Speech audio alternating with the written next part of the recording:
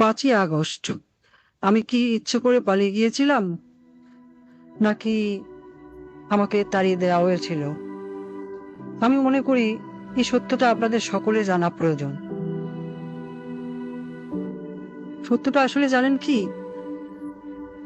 5ই August যদি আমি দেশ ত্যাগ না করতাম, ছাত্র জনতা যদি সত্যি গণভবনে প্রবেশ করতে পারত, আর সেখানে যদি আমি অবস্থান করতাম, আজ আপনাদের সামনে যে আমি, সেটাও হয়তো সম্ভব হতো না। তারা আমাকে কখনোই জীবিত রাখতো না, আর গাদ্দাফির চেয়েও করুণ পরিণতি করত। প্রশ্ন হলো, 5ই আগস্ট কেন হতে হলো?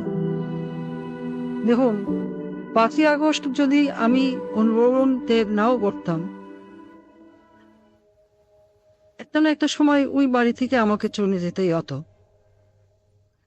5ই আগস্ট না হলে 5 জানুয়ারি, আর তা না হলে 5 এপ্রিল। 16 বছরে মানুষের মনের মধ্যে জন্ম হওয়া ক্ষোভের বিস্ফোরণ, সেটা আজ হোক কাল হোক হতোই। পরপর 3টি নির্বাচনে দেশের তরুণ প্রজন্মকে ভোট দিতে দেয়নি। তারা আমার উপর যেভাবে খেপেছিল, আমার পতন না করে তারা ঘরে ফিরত না।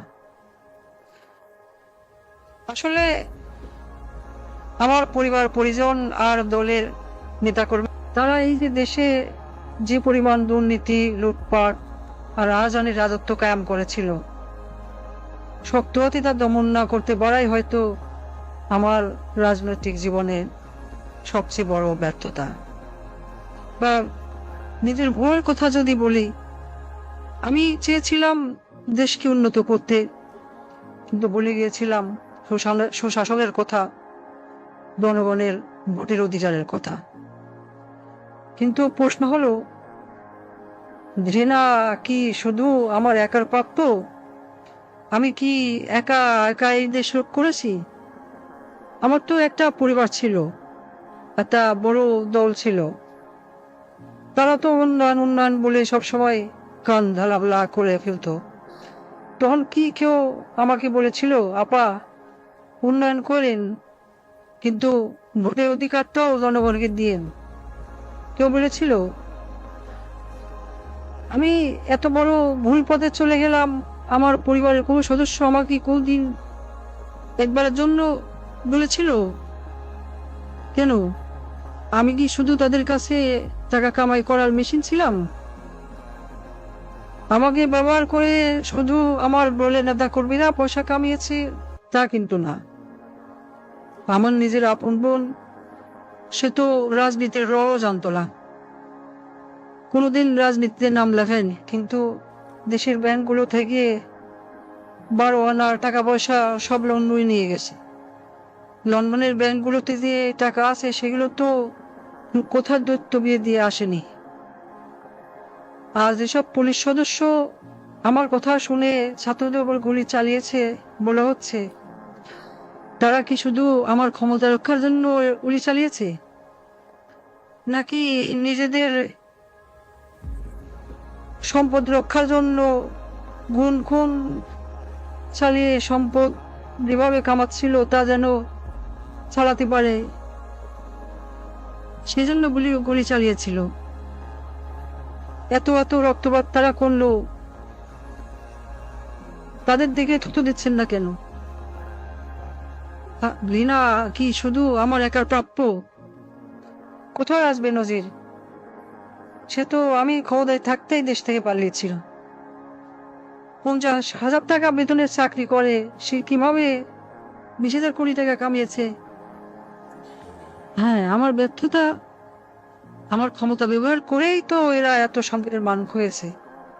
দেওয়ার প্রশ্ন, যত সব ঘৃণা, সব কি আমার একারই প্রাপ্য?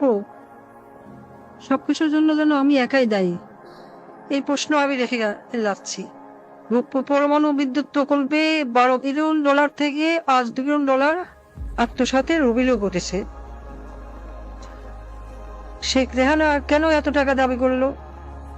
সে রাজনীতি করবে না, কোনো অপকর্মের ভাগ নেবে না, কিন্তু প্রকল্পে প্রকল্পে সাদাবাজি করলো, দেশের ব্যাংকগুলি লুট করলো। কিছু বললেই বলে বাপ তো তোর একার না, শেখ মুজিব আমারও বাপ। আমি বলি দেশ লুট করা বাপের গোত্তরি না। এই দেশে হয়তো এমন মানুষই বেশি ছিল যারা আমাকে ভালোবাসে নাই, ঘৃণা করেছে, কিন্তু আমার বাবাকে তো ভালোবাসতো। আমার দুঃশাসনে অতিষ্ঠ হয়ে আজ মানুষ আমার বাবা শেখ মুজিবকে নিয়ে কটূক্তি করছে, গালাগালি করছে। কিন্তু একটা আজব বিষয় শুনুন, আমি যে এত বড় ভুল পথে চলে গেলাম, আমার পরিবারের কোনো সদস্য, আমার মেয়ে, আমার ছেলে কোনোদিনও একবারের জন্য বলেনি। তারা আমাকে ব্যবহার করে শুধু টাকা পয়সা কামিয়ে গেল। আমার আপন বোন, সেও কিন্তু সেই পথেই হাঁটলো। সে কি কখনো আমার বাবার সম্মানের কথা ভেবেছিল? বঙ্গবন্ধু তো তারও পিতা ছিল। সে কি করলো? কিছুদিন আগেও আমাকে নেত্রী বলে রাখতো, আজ ডাকে খুনি। আমি জানি এই তকমা আমার প্রাপ্য, কারণ আমি যা করেছি তা কখনোই ক্ষমার যোগ্য অপরাধ না। রাতে যখন ঘুমোতে যাই, আমার দিনগুলো আর রাতগুলো এখন একই রকম। আমি জানি না ঘুমাতে কেমন লাগে, জানি না শান্তি কাকে বলে। আমার ঘরে প্রতিদিনই এখন মানুষ আসে, আমার চারপাশে দাঁড়িয়ে থাকে। আমি জানি না তারা মৃত নাকি জীবিত। আমি আয়নার দিকে তাকাই, কিন্তু নিজের চেহারা দেখতে পাই না। দেখি রক্তমাখা হাত, পা, মাথা। আমি চিৎকার করে বলি, আমি তো দেশ বাঁচাতে চেয়েছিলাম, কিন্তু সেই কণ্ঠগুলো আমার কথা শোনে না। তারা আমাকে বারবার প্রশ্ন করে, আমাকে কেন মারলেন? আমার মায়ের কাছে ফিরিয়ে দিন। আমি ক্ষমা চাই না। আমার মতো নরপিশাচের কোনো ক্ষমা হয় না। আমি এক পাপী, আমি এক মহাখনি। আজ আমি মতিউর রহমান রেন্টুর সাথে গোলা মিলিয়ে বলতে চাই, আমার ফাঁসি চাই। আমি চাই রাস্তার মোড়ে আমাকে প্রকাশ্যে ফাঁসি কাস্টে ঝুলিয়ে হত্যা করা হোক, এ জাতিকে পাপ মুক্ত করা হোক। জয় বাংলা, জয় বঙ্গবন্ধু।